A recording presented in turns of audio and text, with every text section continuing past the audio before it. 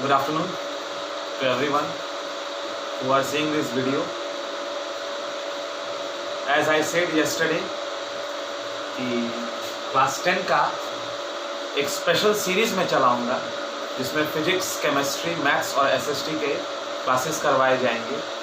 उस सीरीज़ का पहला जो क्लास है वो है केमिकल रिएक्शंस एंड इक्वेशंस। ये आपका चैप्टर 1 है। आपके साइंस के बुक में केमिस्ट्री में आपका ये चैप्टर 1 है जो कि केमिकल रिएक्शंस एंड इक्वेशंस है। मैं स्टार्ट कर रहा हूँ केमिस्ट्री से। जैसे ही ये चैप्टर ख़त्म हो जाएगा उसके बाद हम लोग एक फिजिक्स का चैप्टर उठा लेंगे, इलेक्ट्रिसिटी। फिर इस तरह करके एक फिजिक्स एक केमिस्ट्री करके चलते रहेगा। पहले केमिस्ट्री ख़त्म करेंगे, उसके बाद फिर एक फिजिक्स पढ़ेंगे, फिर एक केमिस्ट्री में आएंगे। और मैथ्स का सीरीज़ अलग से चलेगा। मैथ्स को इसमें इन्वॉल्व नहीं करना है, मैथ्स का सीरीज़ अलग से चलेगा। अभी इस सीरीज में केमिस्ट्री के बाद फिजिक्स और ऐसे कवर होते रहेगा। तो अब ये क्यों इंपॉर्टेंट चैप्टर है? मैं इस चैप्टर को सबसे इंपॉर्टेंट चैप्टर मानता हूं पूरे केमिस्ट्री में। क्यों? क्योंकि ये चैप्टर आपको केमिकल रिएक्शंस के साथ इंट्रोड्यूस करवा देता है।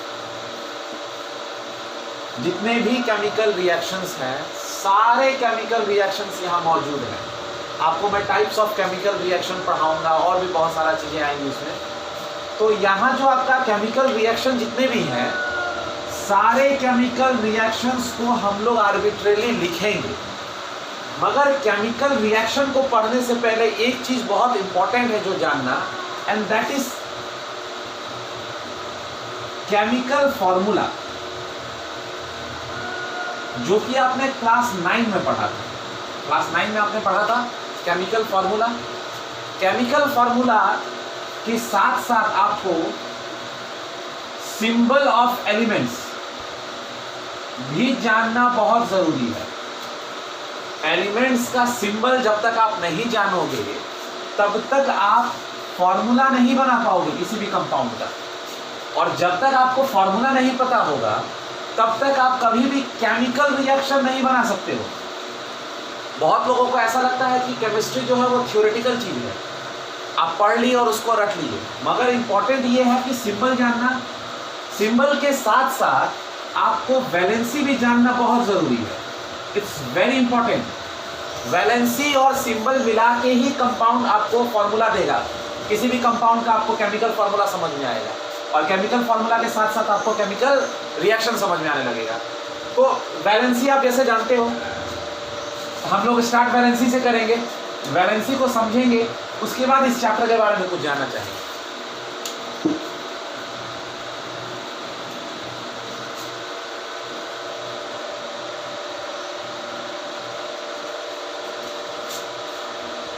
तो भाई वैलेंसी क्या होता है?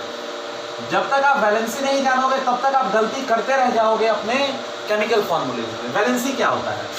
देखिए, दो टर्म है। एक को कहा जाता है valency and the other term is called valence electrons.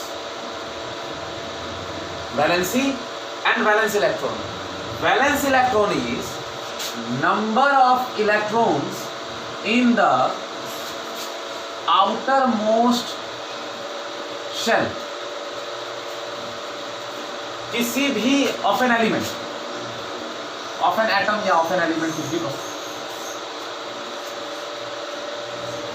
सो जितने भी इलेक्ट्रॉन्स आउटर मोस्ट शेल में होंगे किसी भी एटम का, उसको हम लोग वैलेंस इलेक्ट्रॉन कहेंगे।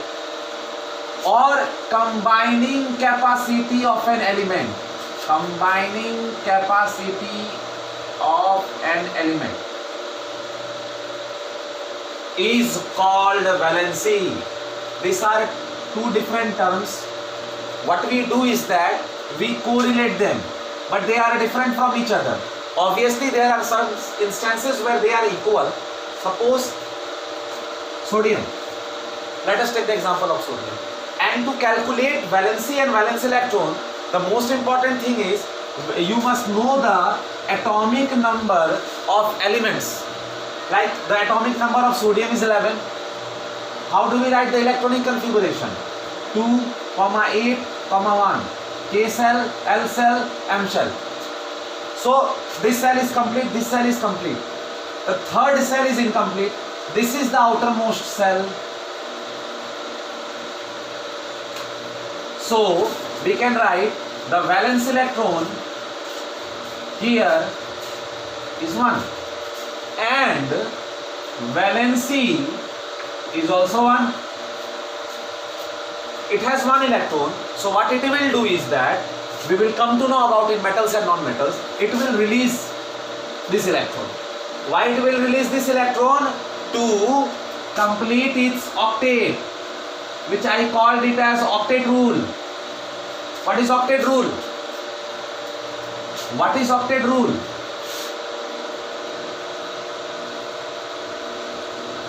Octet rule is something which says that every element wants to completely fill its outermost cell. That means tendency to complete its outermost shell. Why they want to complete their outermost shell? To become stable. Now the question is, why they want to become stable? See, as we know that in periodic table we have elements from group 1 to group 18. All the elements are reactive except this group 18. Group 18 elements are noble elements. They are unreactive. They do not react. So all the elements from group 1 to 17 wants to become group 18 element, wants to become like group 18 element, unreactive. They are reactive. From group 1 to group 17 they are reactive because they have a tendency to gain, lose or share electron. They might gain to complete their outermost shell, they might lose to complete their outermost shell, they might share to complete their outermost shell. ये तीनों में से कुछ भी कर सकते हैं, gain भी कर सकते हैं, लूज भी कर, जैसे कि ये एक इलेक्ट्रॉन है, अब इसको अगर अपना ऑक्टेट कंप्लीट करना है, अगर अपना आउटरमोस्ट शेल को कंप्लीट करना है तो इसको 7 इलेक्ट्रॉन लाना पड़ेगा। 7 इलेक्ट्रॉन इसको कोई देने वाला नहीं है, तो ये क्या करेगा, एक इलेक्ट्रॉन लूज कर देगा। तो ये कैसे रिएक्टिविटी से कैसा अनस्टेबल बनना चाहता है, एक इलेक्ट्रॉन लूज करके। इसलिए सोडियम को मेटल कहा जाता है। सोडियम को मेटल क्यों कहा जाता है? क्योंकि इसके पास टेंडेंसी है एक इलेक्ट्रॉन लूज करने का, तो ये मेटल हो गया। उसी तरह अगर हम लोग क्लोरीन का केस देखें, क्लोरीन आपको पता होगा इलेक्ट्रॉनिक कन्फिगुरेशन उसका होता है 2,8,7 और इसका एटॉमिक नंबर 17 होता है। तो इसके जो आउटर मोस्ट शेल में है KLM, इसके आउटर मोस्ट शेल में 7 इलेक्ट्रॉन है, तो 7 इलेक्ट्रॉन है। अगर ये भी चाह रहा है ऑक्टेट रूल कंप्लीट करना, तो अगर ऑक्टेट रूल इसको कंप्लीट करना है तो इसके एक और इलेक्ट्रॉन चाहिए। अब एक इलेक्ट्रॉन के लिए क्या करेगा, लूज करेगा कि गेन करेगा? गेन करेगा कहीं से एक इलेक्ट्रॉन। अब अगर ये कहीं से एक इलेक्ट्रॉन गेन कर रहा है तो 7 से वो 8 बन जाएगा। अब अगर ये 8 बन गया तो इसके आउटर मोस्ट शेल में 8 इलेक्ट्रॉन चाहिए थे, 8 हो गए। तो अगर 8 हो गए तो ये ग्रुप 18 वाला एलिमेंट बन गया कि नहीं? ये क्यों रिएक्टिव है? Why this sodium is reactive? Because it needs 1 electron so that it can complete its octet, and that requirement of this electron makes it reactive. This need of this electron makes it reactive, or the need to lose this electron, 3 shell से 2 shell बना लेना, यही है इसका tendency octet rule का। Octet rule outer most shell को complete रखना है, ऑक्टेट बनाना है, इसको भी 8 बनाना है। ऑक्टेट मतलब 8, इसको भी 8 बनाना है। तो ये तो 8 बन नहीं सकता है, इसको तो 8 नहीं बनाया जा सकता। एक इलेक्ट्रॉन में 7 इलेक्ट्रॉन और चाहिए, इसके पास 8 है, तो ये कहेगा कि चलो भाई ठीक है, हमारे पास 3 शेल है, 3 शेल की जगह 2 ही शेल रहे, तो और ये क्लोरीन हो गया, तो ये एक इलेक्ट्रॉन गेन कर लेगा। अब देखो ये सोडियम है, ये क्लोरीन है। अब इनमें कोरिलेशन आप देखो कि सोडियम और क्लोरीन ये एक इलेक्ट्रॉन लूज करना चाहता है और ये एक इलेक्ट्रॉन गेन करना चाहता है। अब एक लूज करना चाह रहा है और एक गेन करना चाह रहा है, आपको लग रहा है कि दोनों के बीच में एक बॉन्डिंग बनेगा और यहां से आपको मिल जाएगा NaCl। अब एक सवाल यहां पर क्रिएट होता है कि why NaCl, why not Na2Cl2, why not Na3Cl3, why not Na4Cl4, why NaCl only? When we write a formula, suppose we are making a formula of sodium and chlorine. So we write sodium and chlorine and down we write the valency. Sorry, I forgot one thing. What is the valency of one here? As we know, valence electron is 7. Valence electron is 7. But what is the valency? The valency is 1. The valency is 1. Why? यहां भी valency 1 हो गया, यहां भी valency 1 हो गया। क्यों? यहां वैलेंसी 1 हुआ क्योंकि इसने बस एक इलेक्ट्रॉन लूज किया, और यहां वैलेंसी 1 हुआ क्योंकि इसने एक इलेक्ट्रॉन गेन किया। यहां एक इलेक्ट्रॉन लूज किया और यहां एक इलेक्ट्रॉन गेन किया। अब देखिए, अगर मैं यहां पर एक ऐसा एलिमेंट लेता जिसका एटॉमिक नंबर 15 होता या फिर उसका 16 होता, तो अगर 16 होता तो 2, 8 और 6, अगर यहां 16 होता तो 2, 8 एंड 6, तो 6 आउटर मोस्ट शेल में इलेक्ट्रॉन है, तो वैलेंस इलेक्ट्रॉन 6, और 6 है तो कितने इलेक्ट्रॉन्स चाहिए गेन करने के लिए? 2। तो उस केस में उसका वैलेंसी हो जाएगा 2। मतलब कुछ भी करके ये रूल को वैलिड रखना है। और वैलेंसी और वैलेंस इलेक्ट्रॉन में यही अंतर है, याद रखिएगा। वैलेंसी या तो 1 होती है, या तो 2, या तो 3। कार्बन के केस में 4, और कोई एलिमेंट का 4 नहीं होता है, बाकी सारे एलिमेंट्स का 1, 2, 3 होता है।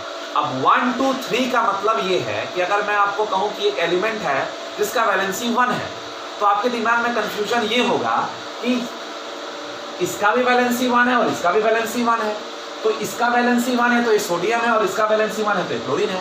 तो आप पूछोगे कि वैलेंसी आप मुझे प्लस माइनस में बता दो, तो अगर मैं +1 बता दूंगा मतलब ये एक लूज कर रहा है, -1 बता दूंगा तो गेन कर रहा है। तो वहां सब पकड़ लोगे कि +1 वाले केस में सोडियम है और -1 वाले केस में क्लोरीन है। अब देखिए यहाँ क्या है, जब आप कंपाउंड लिखते हो किसी भी चीज का तो उसका वैलेंसी आप नीचे लिख देते हो, सोडियम 1, क्लोरीन 1, करेक्ट।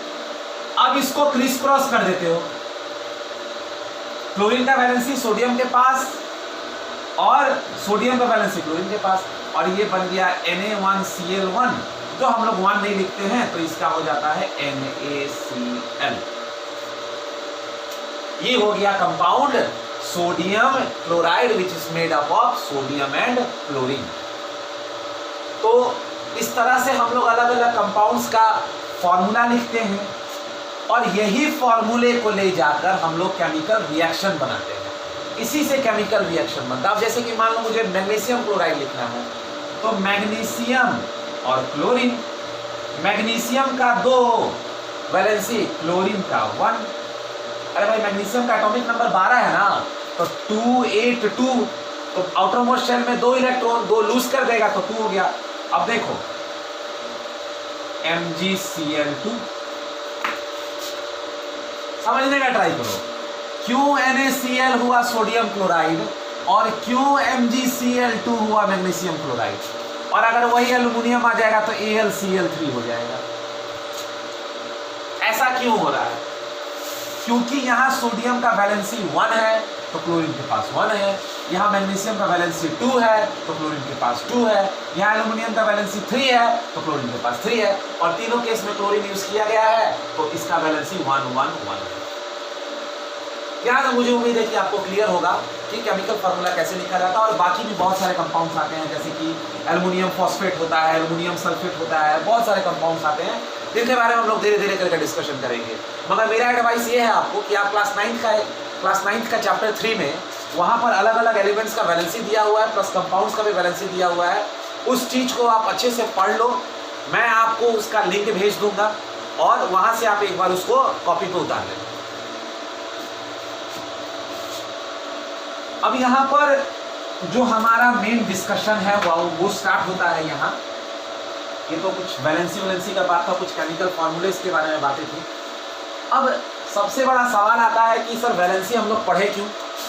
तो हमने वैलेंसी और केमिकल फार्मूला इसीलिए पढ़ा ताकि हम लोग एक चीज समझ पाए जिसको कहा जाता है केमिकल रिएक्शन। आपने क्लास 10 में कोई भी रिएक्शंस के बारे में नहीं पढ़ा होगा, बस कंपाउंड्स के बारे में पढ़ा होगा, मैटर्स के बारे में पढ़ा होगा, उसके बाद कुछ आपको मोल कॉन्सेप्ट बताया गया होगा, but the main chemistry starts from over here. आप किसी से भी पूछो केमिस्ट्री में सबसे बड़ा प्रॉब्लम का फैक्टर क्या है, तो वो बोलेगा केमिकल रिएक्शन। बट अगर हम लोग बेसिकली अगर इसको देखें तो chemical reaction is just like calculation. आप किसी चीज को कैलकुलेट कर रहे हो उस तरह का है। केमिकल रिएक्शन क्या होता है? जैसे कि मान लो आपने ए लिया, बी के साथ रिएक्ट किया, मान लो सी बन गया या फिर सी प्लस डी बन गया। हो क्या रहा है? ए और बी का अपना एक आइडेंटिटी है, अपना एक आइडेंटिटी है,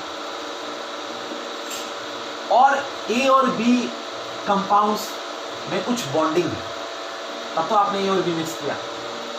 उसके बाद ये एक प्रोडक्ट में चेंज हुआ। देखो इसको कहा जाता है रिएक्टेंट, जो रिएक्ट करता है उसको कहा जाता है रिएक्टेंट, और फाइनली जो बन के निकलता है वो होता है product.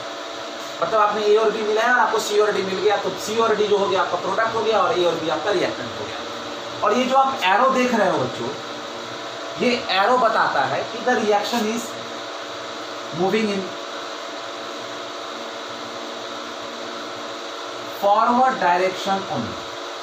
Very important thing, forward direction only. That means when you will react A and B, you will get C and D, and the reaction is irreversible. Very important thing. There are many terms which comes into action when we study about chemical reaction. So they have now the definition. Now the definition of chemical reaction. So a chemical reaction is a process in which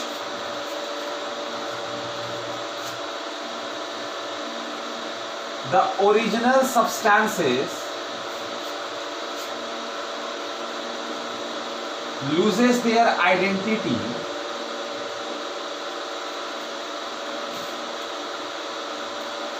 and nature and forms new substances. So with different properties.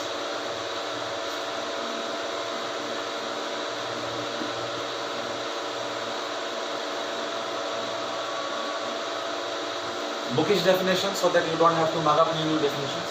A chemical reaction is a process in which the original substance loses their identity and nature and forms new substances with different properties. मतलब ये है कि जब एक chemical reaction होता है, ये एक ऐसा प्रोसेस है जहां जो ओरिजिनल सब्सटेंस है, जो आपका ए और बी ओरिजिनल है, ये अपने आइडेंटिटी को लूज कर देता है, अपने नेचर को लूज कर देता है और कुछ नया सब्सटेंस बना के दिखा देता है जिसका प्रॉपर्टी ओरिजिनल सब्सटेंस से पूरी तरह से डिफरेंट है। मतलब सी और डी जो है वो ए और बी से एंटायरली डिफरेंट है, दोनों में कोई सिमिलैरिटी नहीं है। अब रीजन क्या है? What is the reason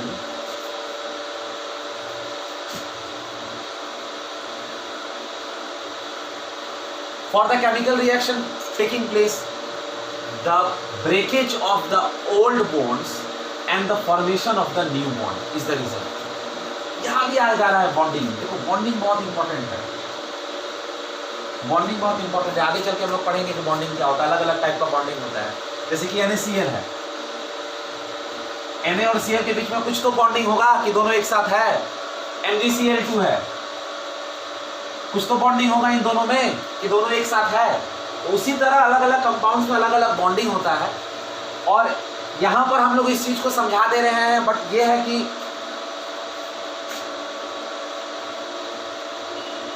breaking off the chemical bonds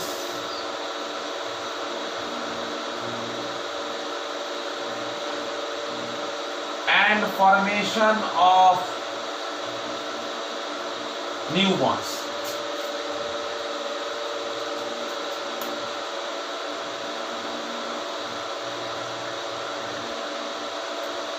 मतलब पुराने केमिकल बॉन्ड्स का टूटना और नए केमिकल बॉन्ड्स का बनना ही रीजन है आपका केमिकल रिएक्शन। जो केमिकल रिएक्शन इसका डेफिनेशन ये है और रीजन ये है। डेफिनेशन ये है कि chemical reaction is a process in which the original substance loses their identity and nature and forms new substance with different properties or different new identity, and the reason is breaking of the chemical bonds and formation of new chemical bonds. पुराने chemical bonds टूटते हैं और नए chemical bonds बनते हैं।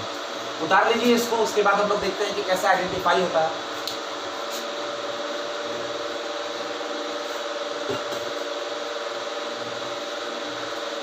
अब day to day life में अगर आप मुझसे पूछोगे कि एग्जाम्पल्स बताइए, कि मतलब एग्जाम्पल्स तो वैसे बहुत सारे हैं, मगर एग्जाम्पल्स बताइए, examples of chemical reaction. Example क्या है केमिकल रिएक्शन? तो बहुत सारे हैं। Photosynthesis,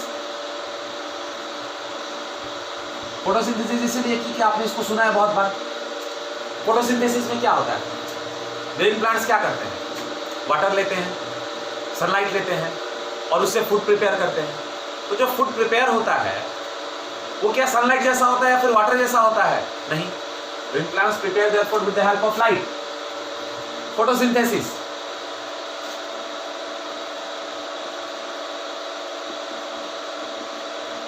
rusting of iron, iron जो रस्ट कर जाता है, अगर आप किसी आयरन को बहुत देर तक बाहर रख दोगे, it is a slow process obviously, but it will happen. अगर आप उसको एयर के कांटेक्ट में या फिर वाटर के कांटेक्ट में अगर आप रख दोगे तो उसमें रस्ट लग जाएगा, उसके ऊपर एक लेयर टाइप का चढ़ जाता है और धीरे धीरे वो वीक हो जाता है। उसके बाद आता है डाइजेशन ऑफ फूड। ये सारे जो हैं डाइजेशन ऑफ फूड, ये सारे केमिकल रिएक्शंस हैं। यहाँ केमिकल रिएक्शन होता है, आप खाना लेते हो, खाते हो, सलाइवा से उसको ले जाते हो, पेट में जाता है, उसके साथ कुछ केमिकल रिएक्शंस होता है, डाइजेस्ट होता है, उसमें से न्यूट्रिएंट्स एक्सट्रैक्ट किया जाता है। तो जो फूड है उसमें से जो न्यूट्रिएंट एक्सट्रैक्ट हो रहा है वहां भी कुछ ना कुछ तो केमिकल रिएक्शन हो रहा है। उसके बाद बर्निंग ऑफ फ्यूल्स, फ्यूल्स जो आप बर्न करते हो, लकड़ी जलाना, कोल जलाना, आपके पास सॉलिड सब्सटेंस है, आप उसको जला देते हो, उसमें से स्मोक निकलना शुरू कर जाता है, बाकी पार्टिकल्स बच जाते हैं। तो यहाँ क्या हुआ? वहां भी एक केमिकल रिएक्शन हो रहा है। तो ये सारे जो है हमारे डे टू डे एक्टिविटी वाले एग्जांपल्स हैं, इसीलिए मैंने यहाँ बता दिया। आपको कभी भी अगर केमिकल रिएक्शन लिखना है तो आप रिएक्शन लिख के दिखाओगे, बहुत सारे रिएक्शंस बताए जाएंगे आपको। यहाँ जो इस चैप्टर में जो सबसे इंपॉर्टेंट टॉपिक है वो है बच्चों टाइप्स ऑफ केमिकल रिएक्शन। बहुत इंपॉर्टेंट है, टाइप्स ऑफ केमिकल रिएक्शन बहुत इंपॉर्टेंट है। दूसरा चीज आप यहां नया सीखोगे, balancing chemical equation. Chemical equation को या फिर केमिकल रिएक्शन को आपको बैलेंस करने के लिए यहां सीखना है। वैसे तो अगर आप केमिकल रिएक्शंस का बात करो तो बैलेंस करने के और बहुत सारे तरीके होते हैं, बट क्लास 10 के सिलेबस में जो एक लौता तरीका है जो आपको सीखना है, that is called hit and trial method. Hit and trial method से ही मोस्ट ऑफ द केसेस में हम लोग बैलेंसिंग इक्वेशन कर देंगे। पहले हम लोग बैलेंसिंग इक्वेशन करना सीखेंगे, उसके बाद हम लोग टाइप्स ऑफ केमिकल रिएक्शन पढ़ेंगे। अभी फिलहाल के लिए आपको डेफिनेशन क्लियर होगा, रीजन क्लियर होगा, एग्जांपल्स क्लियर होंगे। अब सवाल ये है कि how can we identify a chemical reaction? How can we identify a chemical reaction? How can we identify? हम लोग एक केमिकल रिएक्शन को किस तरह से आइडेंटिफाई कर सकते हैं? जैसे कि मैंने बता दिया फोटोसिंथेसिस। फोटोसिंथेसिस में ग्रीन प्लांट्स प्रिपेयर कर रहे हैं, आयरन का रस्ट हो रहा है, मगर आप बैठ के देख नहीं ना सकते हो कि हाँ आयरन का रस्टिंग हो रहा है, आपके पेट में खाना डाइजेस्ट हो रहा है, बर्निंग ऑफ फ्यूल्स को आप देख सकते हो कि हाँ फ्यूल बर्न कर रहा है। मगर हर जगह कुछ ना कुछ एग्जाम्पल है और कुछ ऐसे वो एक पॉइंट दिखाता है आपको, दिस रिलीज समथिंग और there is a change in it which says that a chemical reaction is taking place, like change of colour. Colour का चेंज होना एक बात का सबूत है कि कहीं ना कहीं केमिकल रिएक्शन हुआ है, मतलब पुराने जो उसके नेचर है, आइडेंटिटी है, उसने लूज किया है और एक नया प्रॉपर्टी सेटअप कर लिया है। उसके बाद एक आता है चेंज ऑफ कलर या चेंज इन कलर, फिर आता है चेंज इन स्टेट। जनरली जब हम लोग रिएक्शन लिखते हैं तो रिएक्शन के ब्रैकेट में ना उसका स्टेट लिखा जाता है, सॉलिड, लिक्विड एंड गैस। तो वहां आप देखोगे कि बहुत सारे रिएक्शंस में सॉलिड सब्सटेंस रिएक्टेंट सॉलिड होता है मगर प्रोडक्ट में आपको लिक्विड मिल जाता है, या फिर लिक्विड होता है प्रोडक्ट में आपको गैस मिल जाता है। उसके बाद आता है एवोल्यूशन ऑफ गैस, मतलब रिएक्शन जब आप करोगे तो कुछ ना कुछ गैस का रिलीज होगा। फिर आता है चेंज इन टेम्परेचर, यहीं से एक्सोथर्मिक रिएक्शन और एंडोथर्मिक रिएक्शन आता है। फिर आता है फॉर्मेशन ऑफ प्रेसिपिटेट। ये पांच ऐसे कैरेक्टरिस्टिक्स हैं जिससे आप पता लगा सकते हो कि एक केमिकल रिएक्शन हुआ है। या तो कलर में चेंज आएगा, चेंज ऑफ कलर या चेंज इन कलर, जो भी आप बोलो। फिर स्टेट में चेंज आएगा, सॉलिड लिक्विड गैस में चेंज आएगा। एवोल्यूशन ऑफ गैसेस रिलीज होना शुरू हो जाएंगी। टेम्परेचर में चेंज आएगा, टेम्परेचर का चेंज का मतलब है या तो टेम्परेचर पहले से डिक्रीज कर जाएगा या तो इंक्रीज कर जाएगा। और फॉर्मेशन ऑफ प्रेसिपिटेट, जिसको आगे चल के मैं पीपीटी लिखूंगा। प्रेसिपिटेट मतलब आपने कोई रिएक्शन किया है, रिएक्शन में आपने ए और बी लिया है, सी और डी बन गया। ये सी जो है वो टेस्ट ट्यूब के नीचे आके बैठ गया, तो इसी को पीपीटी कहा जाता है। मतलब पार्टिकल जाके नीचे रेसिड्यू बन के नीचे बैठ जाए। आप जब अपना एनसीईआरटी का किताब खोलोगे या फिर आपके पास कोई भी टेक्स्ट बुक है, एनी अदर टेक्स्ट बुक, वहां आप देखोगे कि हर एक कैरेक्टरिस्टिक पे 2-3 एग्जाम्पल दिए गए हैं। मतलब चेंज ऑफ कलर का भी 3 एग्जाम्पल दिया हुआ है, चेंज इन स्टेट का भी 2-3 एग्जाम्पल दिया हुआ है, change in revolution of gas का भी एग्जाम्पल दिया हुआ है, चेंज इन टेम्परेचर का भी एग्जाम्पल दिया हुआ है, फॉर्मेशन ऑफ पीपीटी का भी एग्जाम्पल दिया हुआ है। अगर आपको मन है तो हर एक कैरेक्टरिस्टिक पे 2 इक्वेशन लिख लेना खुद से बुक से, अगर आपको मन है तो। इससे होंगे क्या, देखो याद रखना, इस चैप्टर में आप जितना रिएक्शन लिख पाओ उतना रिएक्शन लिख के रख देना, ताकि आगे जाके आपको मदद हो। 2-2 रिएक्शन हर एक 5 का लिख लोगे तो 10 इक्वेशंस बन जाएंगे आपके पास। और अगर नहीं भी लिखोगे तो आगे चल के हम लगभग सारे केसेस को डिस्कस करने वाले हैं और सारा केस आने वाला है आगे चल के। उतार लीजिए इसको।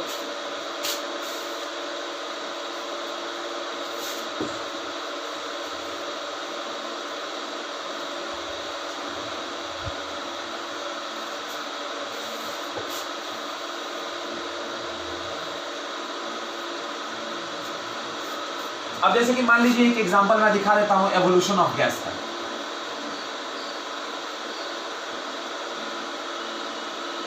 एवोल्यूशन ऑफ गैस में आप एग्जांपल पढ़ोगे Zn plus H2SO4 will give ZnSO4 plus H2। Gas release हुआ ना, ये सॉलिड स्टेट में है, ये गैसियस स्टेट में है, तो सॉलिड से गैसियस स्टेट में भी चला गया, गैस भी रिलीज हुआ। ये वाला एग्जांपल। उसके बाद चेंज इन टेम्परेचर का अगर आप बात करोगे, चेंज इन टेम्परेचर का, तो आपको एक एग्जांपल याद होगा जो आप शुरू से पढ़ते आए हो, neutralisation reaction, HCl plus NaOH will give NaCl plus H2O। मगर ये लोग भूल जाते हैं कि यहाँ पे एक और एग्जांपल आता है, प्लस हीट, मतलब इसके साथ हीट भी निकलता है बाहर, और अगर हीट प्रोडक्ट में है तो वो एक्सोथर्मिक रिएक्शन है। अगर हीट प्रोडक्ट में निकल रहा है तो वो एक्सोथर्मिक रिएक्शन है, और अगर आपको रिएक्टेंट में हीट देने की नीड पड़ रही है तो वो एंडोथर्मिक रिएक्शन है। एक्सो मतलब बाहर निकल गया, एंडो मतलब आप दे रहे हो अंदर।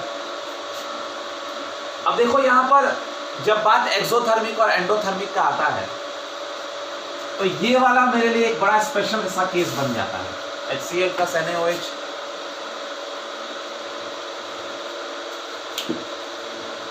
will give,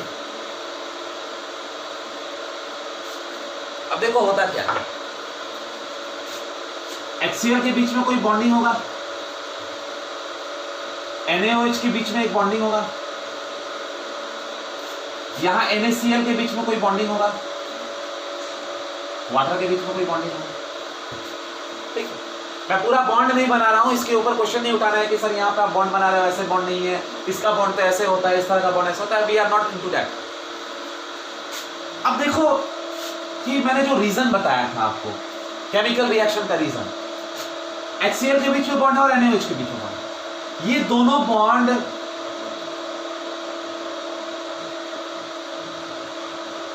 will break. यहां ये भी बॉन्ड ब्रेक करेगा और ये भी बॉन्ड ब्रेक करेगा। अब जब ये बॉन्ड ब्रेक करेगा तो कुछ एनर्जी रिलीज होगा।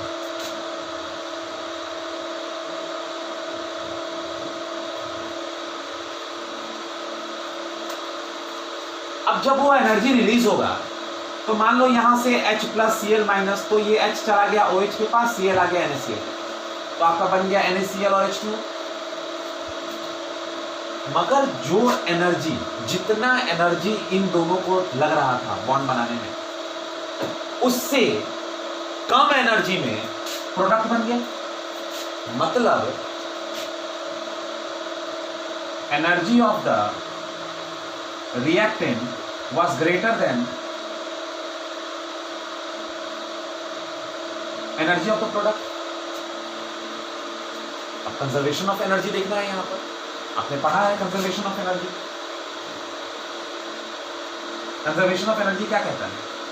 Energy can neither be created nor be destroyed. You can neither create energy nor destroy energy. अब जो एनर्जी से इन दोनों के बीच में जो बॉन्ड था, जो इनका एनर्जी था, बॉन्ड का स्ट्रेंथ था, जब ये टूट गया तो नए दो बॉन्ड बने। इन दो बॉन्ड का एनर्जी इन दो बॉन्ड से कम है। अब एक्स्ट्रा एनर्जी कहां जाएगा? वही एक्स्ट्रा एनर्जी हीट के फॉर्म में रिलीज हो जाएगा। ये जो आपके पास यहां जो एक्स्ट्रा एनर्जी बच रहा है, मान लीजिए कि इन दोनों का टोटल एनर्जी जो है वो 40 किलो जूल है, और यहां दोनों बॉन्ड 30 किलो जूल में बन गया, तो रिएक्टेंट से प्रोडक्ट बन रहा है तो कुछ लेफ्ट नहीं ना होना चाहिए। तो ये जो 10 किलो जूल है ये हीट के फॉर्म में निकल गया। This is the science behind exothermic reaction. आपको जनरली स्कूल में बता के निकाल दिया जाएगा कि exothermic is a reaction in which heat is liberated out. मतलब अगर हीट लिबरेट आउट हो रहा है तो ये एक एक्सोथर्मिक रिएक्शन है, और अगर आपको हीट देना है तो वो एंडोथर्मिक रिएक्शन है।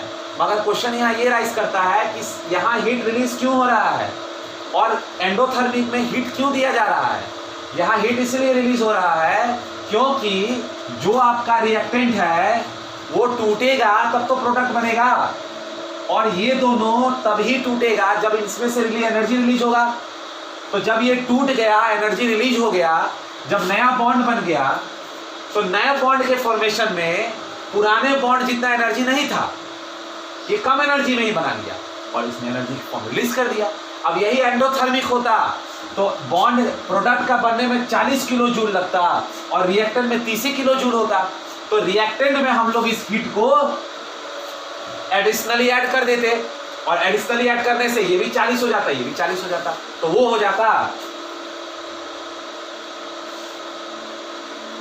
Endothermic reaction. एंडोथर्मिक में आपको हीट देना है और एक्सो में एक्सो रिलीज और एंडो हीट देना है आपको हीट। तो देना क्यों पड़ रहा है? क्योंकि प्रोडक्ट का एनर्जी रिएक्टेंट के एनर्जी से ज्यादा है। और यहां हीट क्यों रिलीज हो रहा है? क्योंकि रिएक्टेंट का एनर्जी प्रोडक्ट के एनर्जी से ज्यादा है। यही सब कैरेक्टरिस्टिक्स आपको केमिकल रिएक्शन में पढ़ने हैं। और भी बहुत सारा चीज आता है, प्रेसिपिटेशन का फॉर्मेशन होता है, फॉर्मेशन ऑफ पीपीटी होता है। पहले इसको उतार लीजिए अगर आपको कुछ उतारना है तो।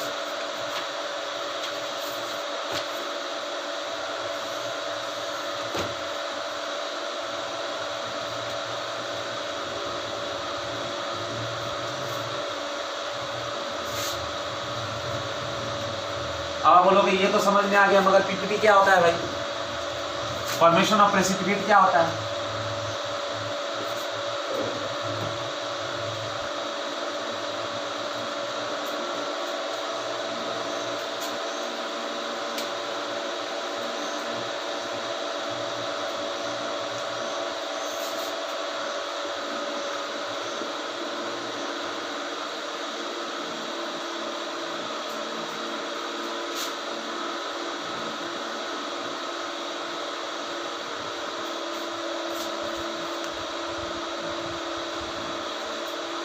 इसको हम लोग कहते हैं सिल्वर क्लोराइड। यही है व्हाइट पीपीटी। इसको कहा जाता है सिल्वर नाइट्रेट। इसको कहा जाता है सोडियम क्लोराइड और इसको कहा जाता है सोडियम नाइट्रेट। अब तो आप समझ गए होंगे कि नाइट्रेट क्या होता है? NO3 होता है, NO3।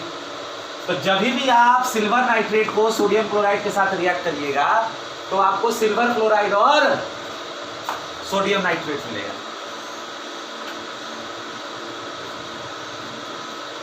ये सॉलिड स्टेट में होता है, पीपीटी जनरली सॉलिड स्टेट में होगा, ये एक्वस स्टेट में होता है। और ये भी दोनों एक्वस एक्वस में होता है। तो देखिए यहां फॉर्मेशन ऑफ पीपीटी भी हुआ प्लस चेंज इन स्टेट भी हुआ।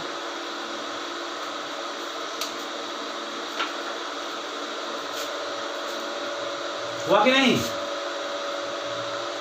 देखो ना, यहां देखो,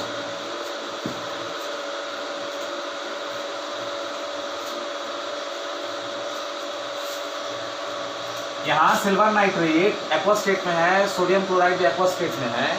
यहाँ पर आपको सिल्वर क्लोराइड सॉलिड स्टेट में मिल गया, मतलब एक्वस से सॉलिड बन गया, इसीलिए तो पीपीटी के फॉर्म में नीचे आ गया। बहुत लोगों को एक्वस स्टेट में प्रॉब्लम होता है। ये एक्वस स्टेट क्या है? एक्वस स्टेट का मतलब होता है इन वाटर। जैसे कि आप किसी भी चीज को अगर आप वाटर में डाल दोगे तो वो एक्वस स्टेट में आ जाएगा। एक क्यों कहा जाता है? वो लिक्विड नहीं है। जैसे कि अगर मैं लिक्विड कहूँ, अगर मैं इसको लिक्विड कहूँ तो लिक्विड का मतलब है कि सिल्वर नाइट्रेट का लिक्विड सॉल्यूशन। जैसे कि मान लो कि अगर मैं NaCl लिखता हूँ, अब NaCl को कभी भी आप लिक्विड नहीं लिख सकते, ये गलत हो जाएगा। या तो NaCl सॉलिड होगा, ठीक है, या तो NaCl एक्वस होगा। बच्चों आपको करना ये है कि पानी लेना है और पानी में सॉलिड NaCl डाल देना है और उसके बाद उसका मिक्सचर बना देना है। मिक्सचर बनाने से ये होगा कि वाटर में सोडियम क्लोराइड है और उसको हम लोग एक्वस NaCl कहेंगे। जैसे कि अगर ये एक्वस है तो ये वाटर में है, अगर ये एक्वस है तो ये वाटर में है, ये एक्वस है तो ये वाटर में है। मगर ये सॉलिड बन गया तो क्या करेगा? वाटर में घूमेगा कि नीचे बैठ जाएगा? जाके नीचे बैठ जाएगा। सफेद रंग का पीपीटी बना देगा। जैसे कि अगर आपने ग्लास में पानी लिया है और पानी में अगर आपने नमक डाल दिया, नमक को घोला, तो नमक उसमें गायब हो जाएगा, तो वो सॉल्यूशन जो है वो एक्वस NaCl सॉल्यूशन कहलाएगा। मगर अगर आप उसमें पत्थर डाल दोगे तो क्या होगा, वो पत्थर जाके नीचे बैठ जाएगा, तो वही पीपीटी की तरह सिल्वर क्लोराइड जाके बन जाता है और उसी को पीपीटी कहा जाता है। और यहाँ पर फॉर्मेशन ऑफ प्रेसिपिटेट के साथ साथ आप चेंज इन स्टेट भी समझ रहे हो। ये दोनों क्या है, ये क्या है सब, ये सब है कि how will you identify whether a chemical reaction is taking place. ये सब characteristics of a chemical reaction है कि केमिकल रिएक्शन हो रहा है, यहाँ लग रहा है केमिकल रिएक्शन हो रहा है। तो उसी तरह अलग अलग टाइप से अलग अलग कैरेक्टरिस्टिक में आपको अलग अलग एग्जांपल दिखेंगे। आप क्या करिएगा, उसको अलग अलग एग्जांपल्स को लिखते रहिएगा, लिखने का ट्राई करिएगा। लिखने से ये होगा कि आप ज़्यादा केमिकल इक्वेशंस के साथ फैमिलियर होते जाइएगा और उतना ही आपका कॉन्सेप्ट खुलना शुरू हो जाएगा।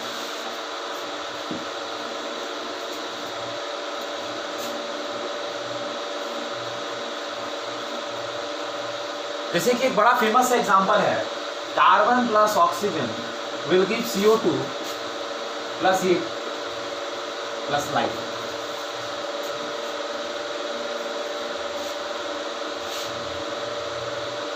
बहुत फेमस एग्जांपल कि अगर आप कार्बन को ऑक्सीजन से रिएक्ट करते हैं तो कार्बन डाइऑक्साइड मिलता है, हीट मिलता है और लाइट मिलता है। ये भी आपको बुक में दिख जाएगा।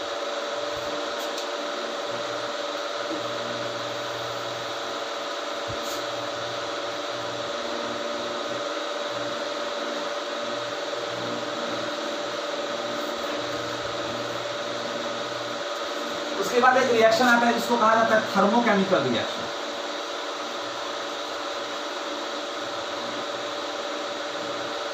इसको भी कहीं साइड में नोट डाल के लिख लीजिए, थर्मोकेमिकल रिएक्शन।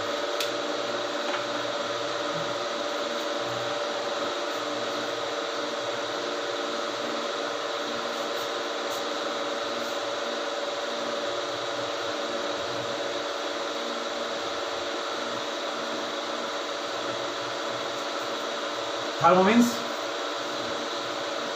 heat.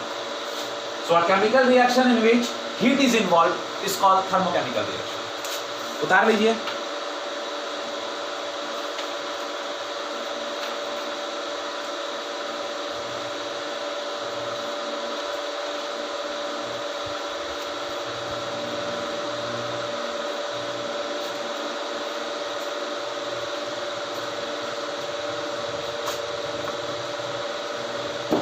मिटा देते हम।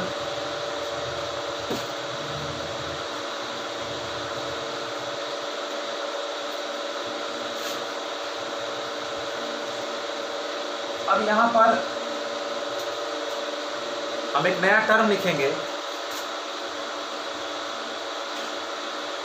Chemical equation. Chemical equation, chemical equation क्या होता है? यहाँ बहुत बड़ा कंफ्यूजन निकल के आ जाता है कि यहाँ पहले केमिकल रिएक्शन लिखे अब केमिकल इक्वेशन। उस रिएक्शन को हम लोग एक इक्वेशन के फॉर्म में लिखते हैं, जैसे कि मैंने अभी लिखा था आपको, A plus B will give C plus D. This is a chemical reaction. Reaction is taking place, but that reaction can be written in the form of this chemical equation. इसी को केमिकल इक्वेशन कहा जाता है। आपके book का जो definition है, the equation in which atoms of various elements, the equation in which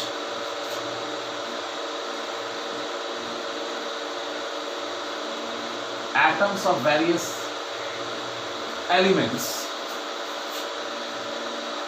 on both sides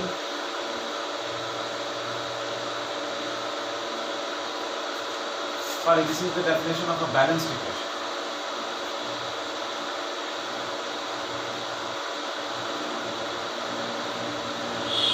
Various elements on both sides of a chemical equation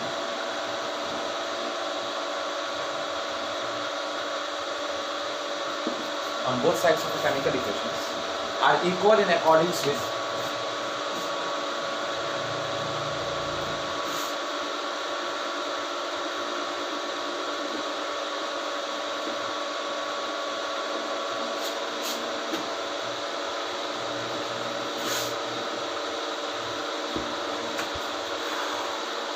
so equation आपने समझ गया.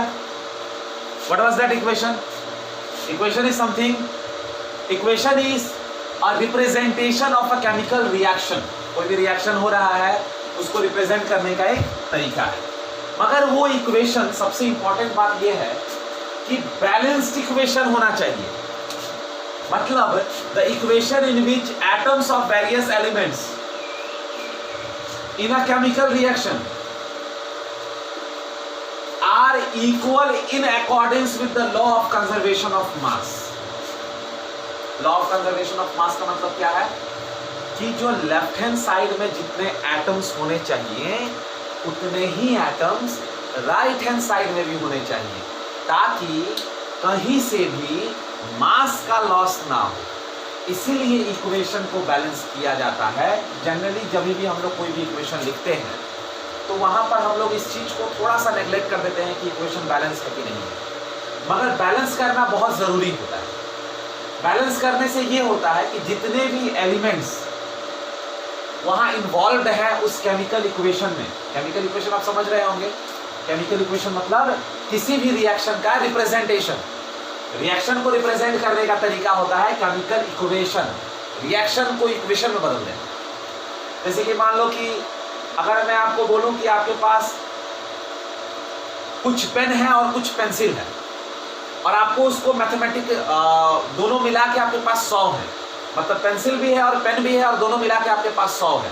तो आप उसको मैथ्स में लिखो तो आप उसको लिखोगे x + y = 100, where x is the number of pencil और y is the number of pen.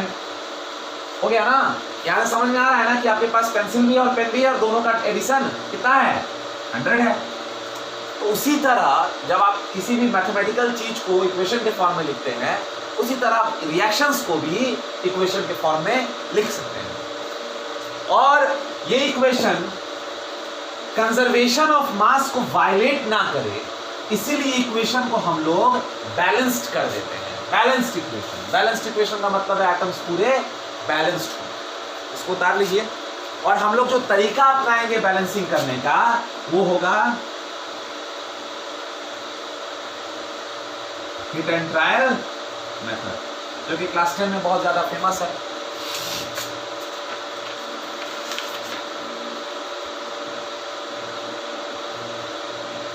अब जैसे कि मैं एक इक्वेशन लिख लेता हूं, क्वेश्चन लिख लेता हूं. Balance the following unbalanced reaction. Balance the following unbalanced equations.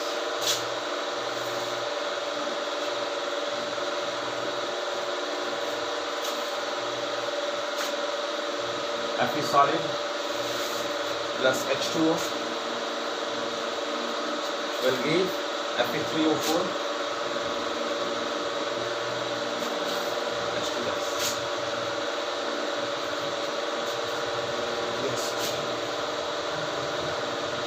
याद रखना बच्चों, ये रस्टिंग का इक्वेशन है.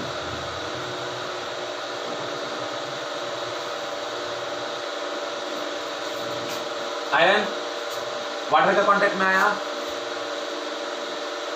फेरिक ऑक्साइड बना लिया, वाटर. इसको अगर आप लिखना चाहो तो FeO.Fe2O3 लिख सकते हैं. ऐसे भी बहुत सारे किताब में लिखा रहता है FeO.Fe2O3, Fe3OA 3 4. चलिए अब देखिए, इसको बैलेंस करना है.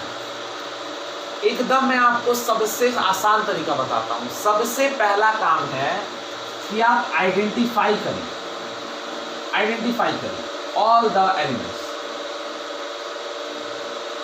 सारे एलिमेंट्स को आइडेंटिफाई करें. आयरन है, हाइड्रोजन है, ऑक्सीजन, और तो कुछ नहीं है. आयरन है, हाइड्रोजन है, ऑक्सीजन है. ठीक है? मेरे तरीके को अगर आप अपनाइएगा तो मुझे नहीं लगता कि आपसे गलती कभी होगा. हाइड्रोजन और ऑक्सीजन को छोड़ के बाकी जितने एटम्स एलिमेंट्स हैं सबको बैलेंस कर दो. तो हाइड्रोजन और ऑक्सीजन को छोड़ के बचा ही कौन? आयरन. यहां कितना आयरन है? 3. लगा दो 3। यहाँ आयरन कितना है 3, तो यहाँ लगा दो 3। अब तो और कुछ नहीं बचा। अब देखो फिर आ जाओ आयरन के बाद, फिर आ जाओ हाइड्रोजन पे। हाइड्रोजन कितने हैं 2। देखो बहुत लोग कंफ्यूज होते हैं कि सर ये होता है कि ये होता है। बहुत लोग का ये भी कंफ्यूजन होता है कि सर ये H2 है ये 2H है, यहाँ थोड़ा कंफ्यूजन हो जाता है। तो देखो ये H2 भी 2 ही हाइड्रोजन है और 2H भी 2 ही हाइड्रोजन है। जब आप बैलेंसिंग करोगे तो इसको भी 2 कंसीडर करोगे और इसको भी 2 कंसीडर करोगे।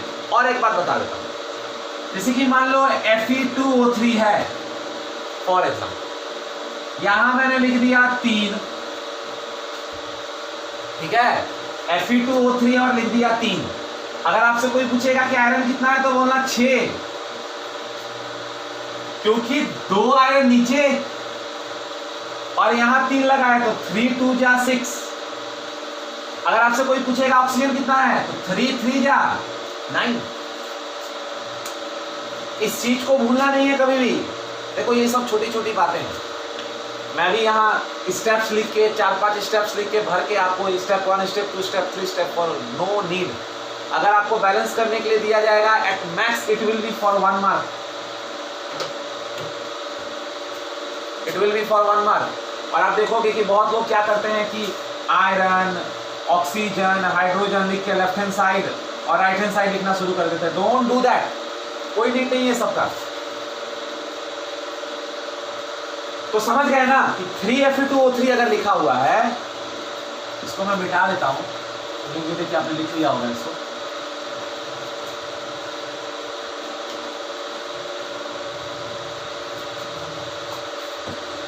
जैसे कि मान लो Fe2O3 लिखा हुआ है और यहाँ 3 लिखा हुआ है, तो यहां पर अगर आपको कैलकुलेट करना होगा तो आयरन यहाँ पे 6 है, 2 3 6, 3 2 जा 6। और अगर आपको ऑक्सीजन करना है तो कितना है 3 3 जा 9। यहाँ 3 है और यहाँ 3 है, तो 3 3 जा हो गया आपका 9। मैंने इक्वेशन ही मिटा दिया।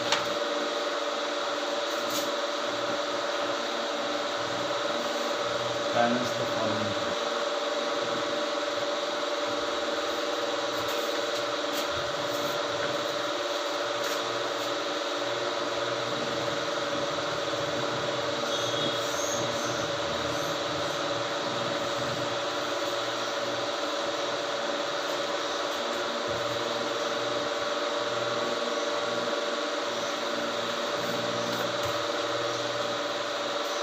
चलिए देखिए Fe सॉलिड है तो मैंने क्या बोला, आइडेंटिफाई करिए एलिमेंट्स को। तो यहाँ Fe3 है, फिर लग गया। फिर हाइड्रोजन पे आइए, 2 हाइड्रोजन है, 2 हाइड्रोजन है, ठीक है। यहाँ कितने ऑक्सीजन है 4, यहाँ कितना ऑक्सीजन है 1। तो आपने क्या किया, लगा दिया 4। यहाँ 4 ऑक्सीजन था तो यहाँ पे लगा दिया 4। मगर देखिए आपने एक प्रॉब्लम क्रिएट कर लिया, आपने क्या कर लिया, अब हाइड्रोजन कितने हो गए, 2 हाइड्रोजन इंटू 4 8। यहां कितना है, अब बैलेंस हुआ,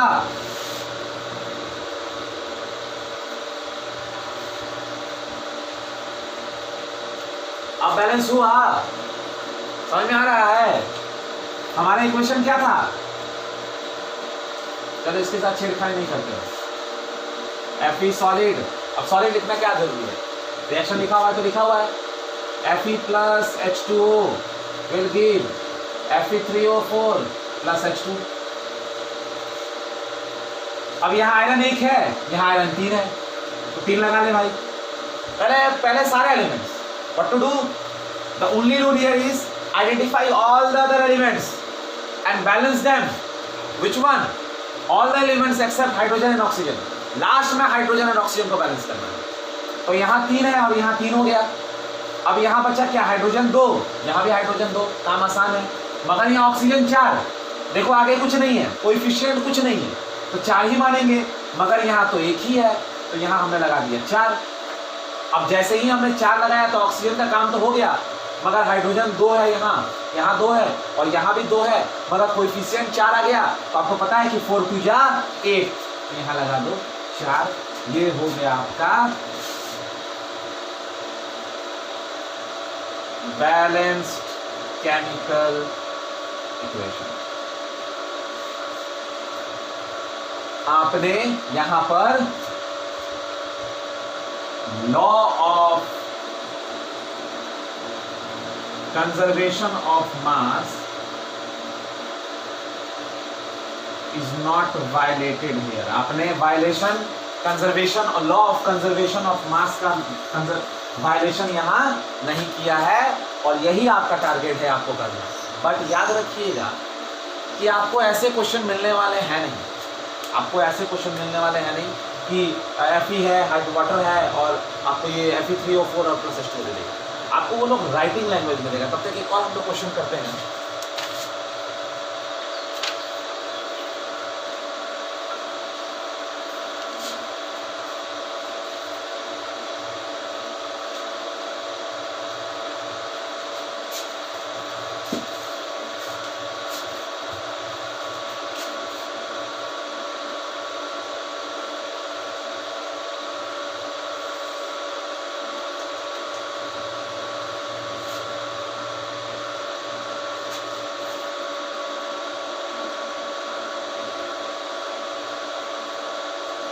इसको बैलेंस करना है आपको। तो मैंने क्या बोला था, पहले लिख लो।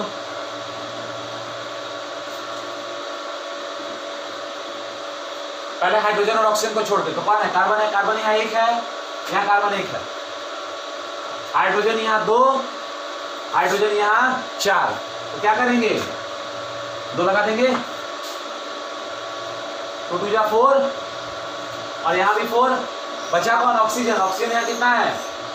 2 है। यहाँ कितना है? 2 और 2 4। 2 ऑक्सीजन यहाँ और यहाँ O है, मगर यहाँ 2 कोएफिशिएंट है, तो 2 हो गया ना। तो 2 2 4 हो गया, यहाँ 2 लगा दिया, हो गया बैलेंस। तो यही सब कुछ क्वेश्चंस हैं। आप अपने किताब में भी देखिएगा कि कितने टाइप के आपको बैलेंसिंग मिल रहे हैं। कुछ वर्ड प्रॉब्लम भी आपको मिलेगा। प्रॉब्लम वही आएगा जहां आप कंपाउंड का फॉर्मूला लिख नहीं पाओगे। और जो हमारा कल का डिस्कशन होगा वो होगा types of chemical reaction, which is very important. आज का तो बेसिक क्लास था। मुझे उम्मीद है कि आपको समझ में आया होगा कि केमिकल रिएक्शन क्या होता है, केमिकल इक्वेशन क्या होता है, क्यों ऑकर करता है, उसके कैरेक्टरिस्टिक क्या है, बैलेंस कैसे किया जाता है। ये तो बहुत इजी क्वेश्चंस थे। मैं कल कुछ सेलेक्टेड अच्छे क्वेश्चंस लेके आऊँगा, 15-20 मिनट में वो करवाऊँगा। उसके बाद मैं आपको केमिकल रिएक्शंस के आइडिया दूंगा।